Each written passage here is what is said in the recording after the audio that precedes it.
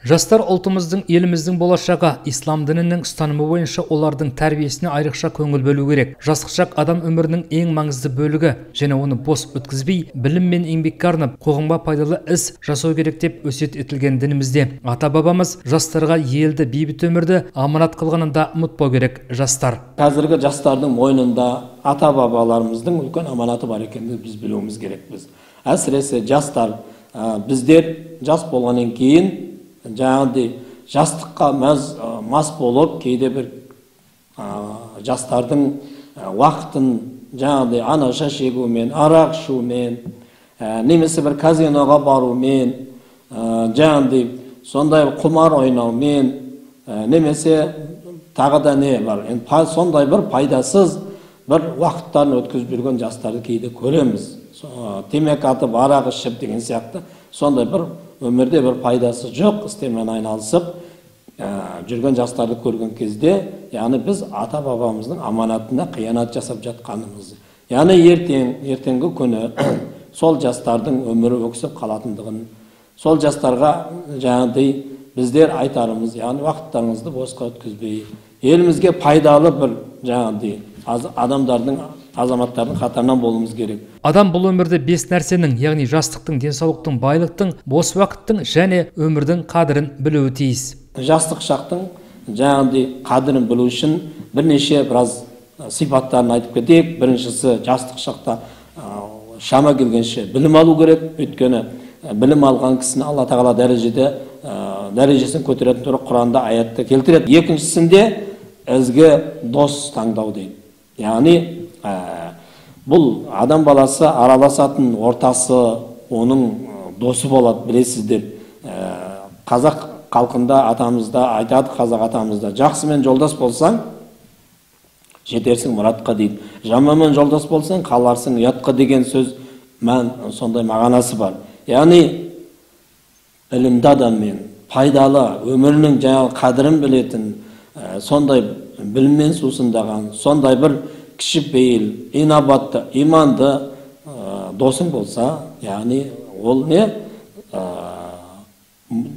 Мұратыңа жетесің. Нәпсі тәрбиесі дейді. Яғни бұл қазіргі жастарға біздерге өте маңызды сияқты. Өйткені Құран-ы Кәрімде Назиғат сүресінде бір аятта былай келтіреді: "Ва амма ман хафа мақама раббихи ва наха нафса анил хава фа иннал джанната хиел мауа."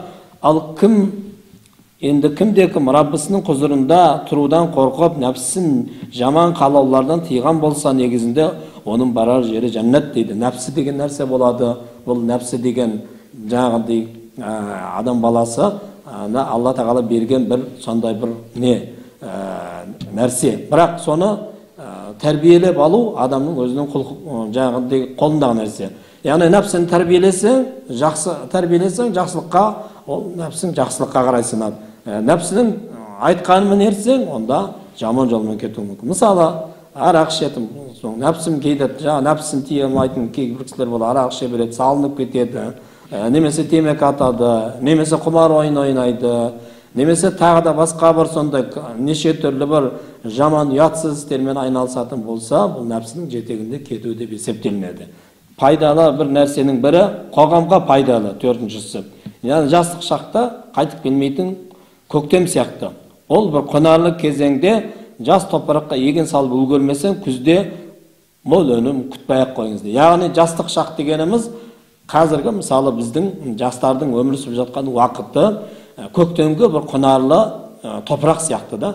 Енді сол жастар сол уақыттарын дұрыс пайдаланып, өзіне бір пайдалы ілім, пайдалы бір іспен айналысып, өзіне бір қажетті пайдалы нәрсені алып қалса алып қалады, алып қалмаса ертең ол кеш болып қалуы мүмкін. Сонымен бірге Қайролла Әбілдібекұлы жастар 5 нәрсені, яғни дінін, мал-мүлкін, жанын, ақыл-сенімін және ұрпағын қорғау керектігін атап өтті. Бүгінде жастар арасында дінге бет бұрғандар көп. Дегенмен, онда да сақ болу керек дейді Наиб имам.